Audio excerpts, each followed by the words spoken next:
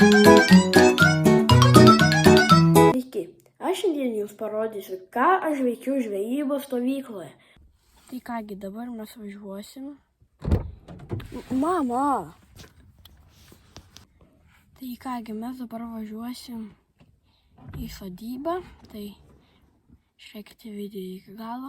Tai kągi visi, tai atvykom į prūdą. Šiandien žvejom ant boilių, ant meto fiderio. Nespėjau nufilmuoti, tai pagavau didelį karosą. Po pusę kilogramo. Tai... Labai atsiprašau, nenufilmavau kibimą, nes labai stipriai pradėjo tempti meškerę. Kitą kibimą tikrai nufilmuosiu. Mes šiandien žvejojam ant boilių. Pagavau ant boilio, geltono boilio. Tai vat,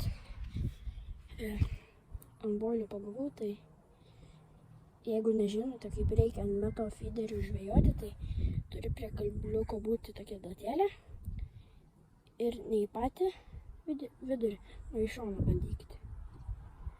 Jeigu į vidurį, tai jums nukris. Tai va. Va, taip gaunas.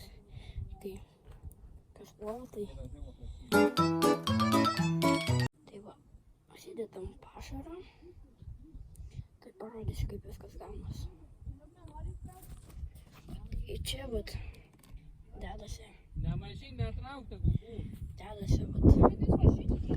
vat kabliukas ten į vidų.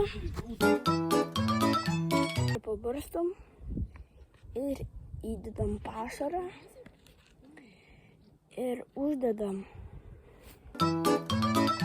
Tai va, taip užsidedam viską ir šitą nuimti.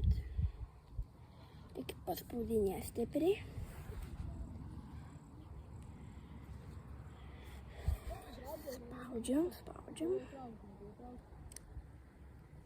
Spaudžiam.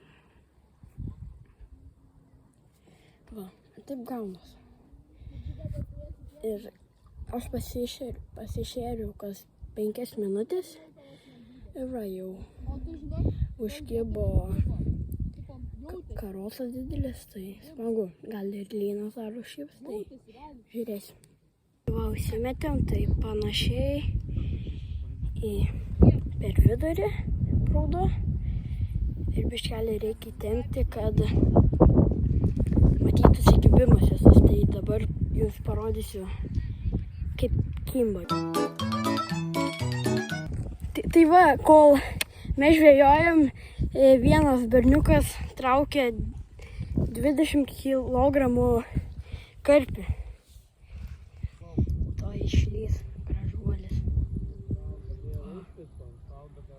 Va, matot? Einam dabar mes pažvejoti, parodysim jums kibimus.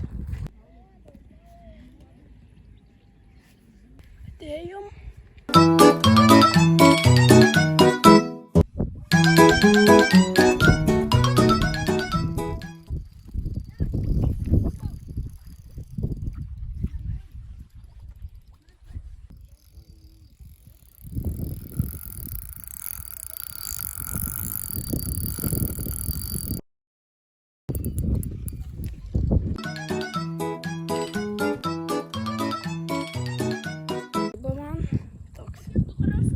Tai kągi, baigiame žvejybą savo. Ačiū, kad žiūrėjote. Nepamirškite paspausti like ir subscribe.